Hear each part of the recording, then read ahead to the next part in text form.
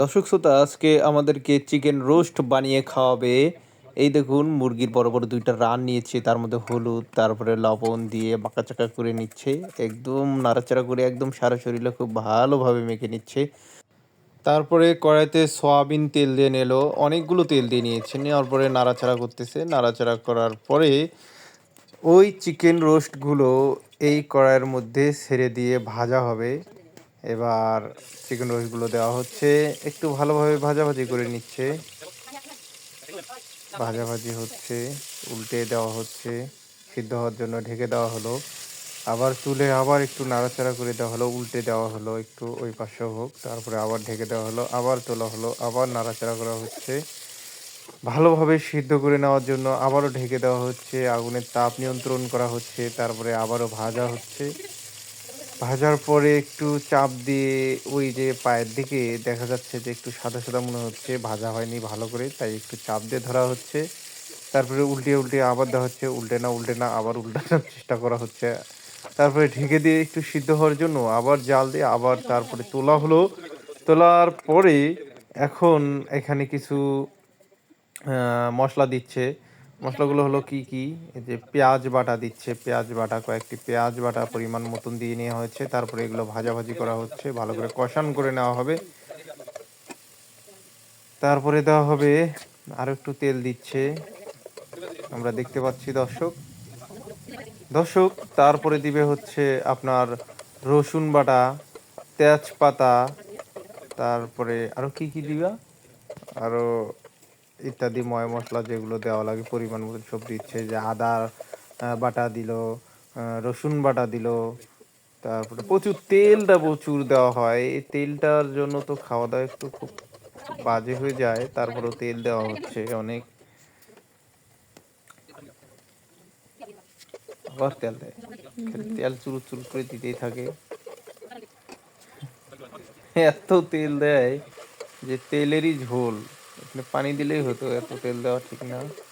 তারপরে মশলার গুঁড়ো দিয়েছে এখানে, জিরা, দারচিনি, তারপরে লবঙ্গ, বিভিন্ন মশলাগুলো। তারপরে যে লালগুলো যেগুলো দিল এগুলো হচ্ছে মরিচ, দেশি শুট মরিচ, শুকনো মরিচ দিয়েছে। তারপরে লবণ দিল কিছুটা পরিমাণ, দিয়ে ভালো করে কষান করে নিচ্ছে, ঢেকে দিল ভালো করে জাল হোক। তারপরে কিছুক্ষণ পরে বের করে দেখে যে হয়েছে কিনা, তো এখনো হয়নি। ভালো করে লাল লাল করে নিতে হবে, কষান করে নিতে হবে। নেওয়ার পরে পরবর্তীতে দর্শক আহ, আমরা দেখতে পাচ্ছি লেগ পিসগুলো, মাংসগুলো দেওয়া হয়েছে, দিয়ে ভালো করে নাড়াচাড়া করে মাখাচাকা করে নেওয়া হচ্ছে। এটা ভালো করে এর মধ্যে কষান করে নেওয়া হবে। যদি কষান করে নেওয়া হয় তবেই মশলাগুলো ভিতরে যাবে আর সুস্বাদু হয়ে উঠবে চিকেন রোস্ট। আমরা এই মাংসের মধ্যে আবার কিছু পরিমাণ লবণ দিয়ে নিলাম, লবণ দিয়ে নিয়ে আবার নাড়াচাড়া করে দিচ্ছি, উল্টাউল্টি করে দিচ্ছি। হুম, তারপরে দেখতেই পাচ্ছেন দর্শক, উল্টে না, উল্টাউল্টি করা যায় না, কারণ চাপ দেওয়ার মতন কিছু নেই ধরার মতন। আমরা পানি দিয়ে নিলাম, দুইজনে পানি দিয়ে নেওয়ার পরে আবার ঢেকে দিলাম কিছুক্ষণের জন্য যাতে সিদ্ধ হয় ভালো করে। তারপরে রান্নাটা হয়ে গেল।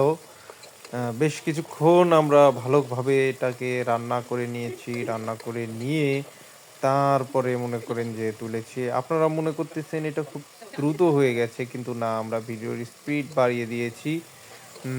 অ্যাকচুয়ালি এটা খুব স্লো হয়েছে।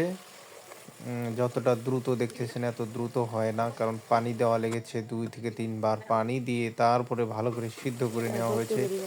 তারপরে ঢাকনা দিয়ে ঢেকে রাখা হয়েছে। এটা খুব ভালোভাবে জাল করা হয়েছে।